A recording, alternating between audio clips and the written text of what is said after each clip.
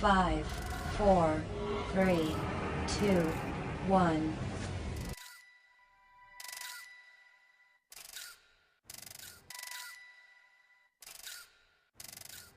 In my classroom, I try to use technology as a way to supplement what's going on, as a way to make the academic setting more meaningful and more relevant to kids.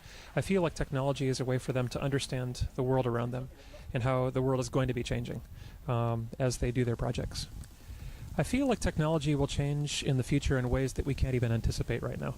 I mean, technology changes at such a rapid pace that it's often been said that currently we are preparing students for jobs that don't yet exist, using technology that hasn't been invented yet. And so I try to work in my classroom with that in mind. I try to teach the kids software, teach them how to use hardware, but also teach them that this software and this hardware is probably not what you're going to be using in life. It's going to be something different. And above all, you've got to learn to train yourself to be prepared for whatever comes down the pipe. My name is Mr. Deloge. I teach in the Engineering Academy here at Escambia High School. I think there's a couple different things. I think first of all, from a practical point of view, I think that the students get to use some of this technology that they might see once they get beyond high school.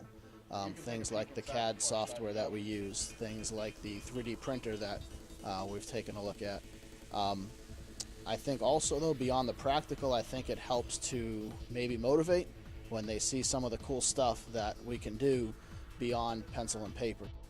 That technology is, it gives the students the opportunity, in this room especially, it gives the students the opportunity to use technology in some of the applications that they might use in real world, not specifically for learning, but it gives them the opportunity to learn for a purpose.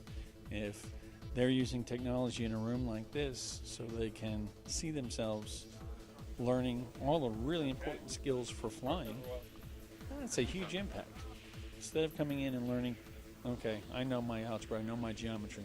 Well, I'm learning algebra and geometry so I can know what I'm doing when I'm trying to get from point A to point B in an airplane, or to carry out some mission, or to make sure my airplane is doing all the functions it needs to do to fly safely. We don't know what technology is necessarily going to bring in the next 3-4 years, much less the next 10 or 20 years.